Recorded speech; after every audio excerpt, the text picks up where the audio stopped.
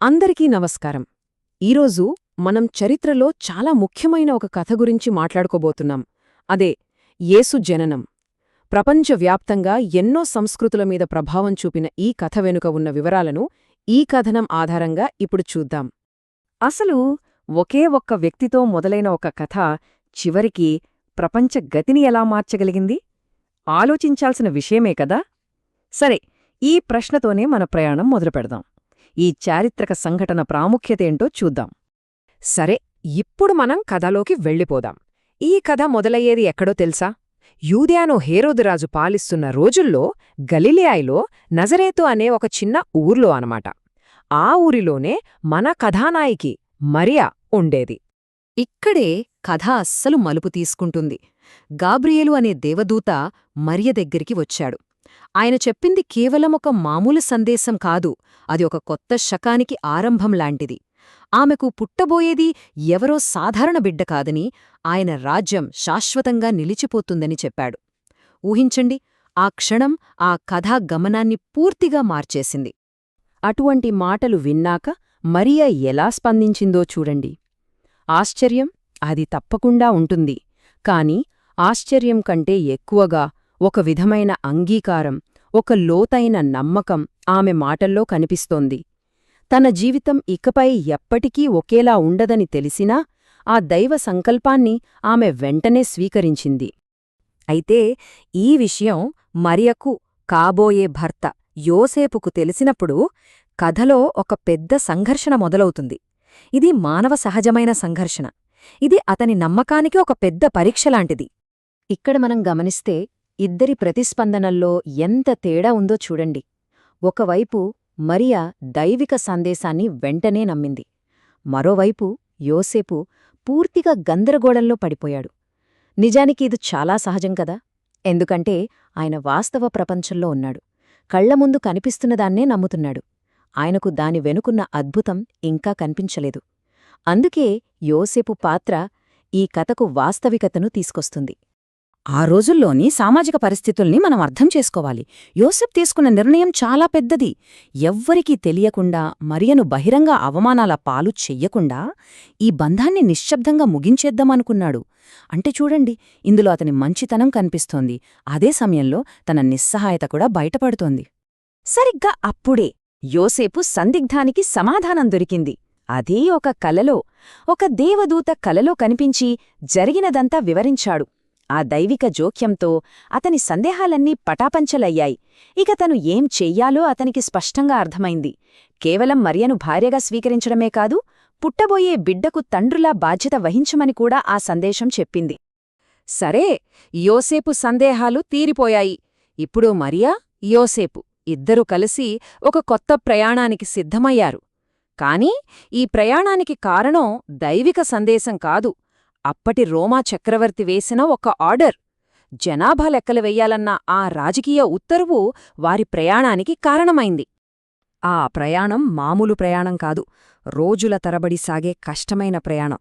అది నిండు గర్భిణీగా ఉన్న మరియతో కలిసి. అంత కష్టపడి వాళ్ల సొంత ఊరైన బేత్లెహేంకు చేరుకుంటే అక్కడ వాళ్లకు తలదాచుకోడానికి చిన్న గది కూడా దొరకలేదు. ఇది వాళ్ల ముందున్న మరో పెద్ద సవాలనమాట. అలా అందరూ మొహం చాటేస్తున్న సమయంలో ఒక చిన్న ఆశకిరణం కనిపించింది. ఒక సత్రం యజమానికి వాళ్లమీద జాలి కలిగి తన సత్రంలో గదులు లేకపోయినా కనీసం పశువులను కట్టేసే పాకలు అయినా ఉండమని చోటు చూపించాడు. అది నిజానికి చాలా చిన్న సాయమే, కాని ఆ రాత్రి ఆ పరిస్థితుల్లో అదే వాళ్లకు దొరికిన అతిపెద్ద వరం. ఇప్పుడు మనము కథలో అత్యంత కీలకమైన ఘట్టానికొచ్చేశాం. ఆ పశువుల పాకలో అత్యంత నిరాడంబరమైన వాతావరణంలో చరిత్రను మార్చేసే ఒక జననం సంభవించింది. ఈ కథ మొత్తంలో బహుశా ఇదే అత్యంత శక్తివంతమైన దృశ్యం. ఆలోచించండి, ఒక రక్షకుడు రాజులకు రాజు పుట్టబోతున్నాడు అంటే ఎక్కడ పుట్టాలి? రాజభవనంలో కదా? కాని కాదు, జంతువుల మధ్య గడ్డి వాములో ఒక పశువుల పాకలో జన్మించాడు. ఈ నిరాడంబరతే ఈ కథకు ప్రాణం పోసింది. ఇక ఆయనను పడుకోబెట్టిన మొదటి ఊయల ఏంటో తెలుసా? జంతువులు గడ్డి తినే తొట్టి. ఆ జననం ఎంత వినయపూర్వకంగా, ఎంత సామాన్యంగా జరిగిందో చెప్పడానికి ఇంతకంటే మంచి ఉదాహరణ ఉండలేమో. గొప్పదనమంటే ఆర్భాటాలు కాదు, నిరాడంబరతలోనే అసలైన గొప్పతనం ఉందని చెప్పే దృశ్యమిది. భూమ్మీద ఇంత నిశ్శబ్దంగా, నిరాడంబరంగా ఈ జననం జరిగితే, ఆకాశంలో మాత్రం ఒక పెద్ద సంభరం మొదలైంది. అంతవరకు ఎప్పుడూ లేని ఒక కొత్త, ప్రకాశవంతమైన నక్షత్రం ఆకాశంలో మెరిసింది. ప్రపంచానికి ఏదో గొప్ప విషయం జరిగిందని చెప్పే ఒక దివ్య సంకేతంలాగా అన్మాట. సరే, ఈ శుభవార్తను, ఈ ఆకాశలోని సంకేతాన్ని మొదటగా అందుకున్నది ఎవరు? ఎవరైనా గొప్ప రాజులనుకుంటారేమో, లేక పండితులనుకుంటారేమో. కాని ఆశ్చర్యకరంగా వాళ్ళెవ్వరూ కాదు. సమాజంలో అత్యంత సామాన్యులుగా చూడబడేవాళ్లే ఈ వార్తను మొదట విన్నారు. అవును, గొర్రెల కాపరులు.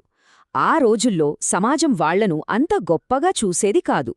అయినా సరే, ఈ గొప్ప శుభవార్త మొదటగా వాళ్ల దగ్గరికే వెళ్ళింది. బహుశా దేవుని సందేశం అందరికోసం, ముఖ్యంగా వినయంగా ఉండేవారికోసం అని చెప్పడానికే ఇలా జరిగిందేమో. దేవదూత చెప్పిన మాటలు విన్న వెంటనే ఆ గొర్రెల కాపరులు ఒక్క క్షణం కూడా ఆలోచించలేదు. తమ పనులన్నీ వదిలేసి ఆకాశంలో మెరుస్తున్న ఆ కొత్త నక్షత్రాన్ని చూస్తూ దాని వెంట బయల్దేరారు. వాళ్లు అంత వెంటనే స్పందించడం వాళ్లకున్న బలమైన నమ్మకానికొక నిదర్శనం. ఆ గొర్రెల కాపరులు ఆ నవజాత శిశువును చూడటానికి వట్టి చేతులతో రాలేదు.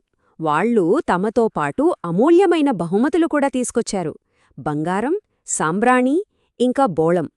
ఇవి మామూలు కానుకలు కావు. బంగారం ఆయన రాజరికానికి చిహ్నం, సాంబ్రాణి ఆయన దైవత్వానికి గుర్తు, ఇక బోళం భవిష్యత్తులో ఆయన చెయ్యబోయే త్యాగానికి ప్రతీకగా సమర్పించారు. అలా ఆ పశువుల పాకకు చేరుకున్నాక ఆ గొర్రెల కాపరులు ఆ పసిబిడ్డ ముందు మోకరిల్లి తమ భక్తిని, గౌరవాన్ని చాటుకున్నారు. ఆ దృశ్యం సామాన్యులు ఒక రక్షకుణ్ణి గుర్తించిన అద్భుతమైన క్షణం. చూశారుగా, దాదాపు 2000 ఏళ్ల క్రితం ఒక చిన్న పల్లెటూరిలో ఒక పశువుల పాకలో జరిగిన ఈ ఒక్క సంఘటననే ఈరోజు మనం చూస్తున్న క్రిస్మస్ పండుగకు పునాది వేసింది. ప్రపంచవ్యాప్తంగా కోట్లాది మంది జరుపుకునే ఈ పండుగ వెనుక ఉన్న అసలు కథ ఇదే. దీన్ని బట్టే మనం ఈ కథ ప్రభావాన్ని అర్థం చేసుకోవచ్చు. సో, చివరిగా ఈ కథనం మనకు చెప్పే సారాంశం ఏంటి? యేసు జననం అనేది కేవలం ఒక చారిత్రక సంఘటన మాత్రమే కాదు, మానవాళిని రక్షించడం కోసం దేవుడే స్వయంగా మనిషిగా పుట్టాడని ఈ కథనం యొక్క ముఖ్య ఉద్దేశం.